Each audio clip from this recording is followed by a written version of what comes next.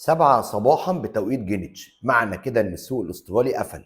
ملخص اداء الذهب حتى الان: فتحنا عند 3288، وصلنا الى 3294، دي اعلى نقطه تحت ال 3300، وراح نازل الى 3245، يعني نزل حوالي $50، خصوصا مع افتتاح بورصه طوكيو ودخول البنك المركزي الصيني.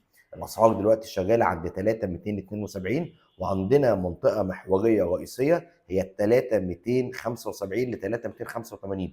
لو النهارده قفل تحتها اليوم، احتمال يكمل مساره الهبوطي، وحط مليون خط تحت كلمه احتمال، لسه مش عارفين ايه اللي هيحصل على مدار اليوم. اما فيما يخص محضر الفيدرالي، نفس الكلام اللي كان طالع في شهر مايو، ان اعضاء الفيدرالي جميعا متفقين ان هم هيخلوا مستويات الفايده ثابته، وبالتالي هي مرتفعه عن بقيه الاسواق العالميه بسبب الرسوم الجمركيه اللي فرضها ترامب. على مدار اليوم هعمل تحديث سواء تحليل اساسي او فني.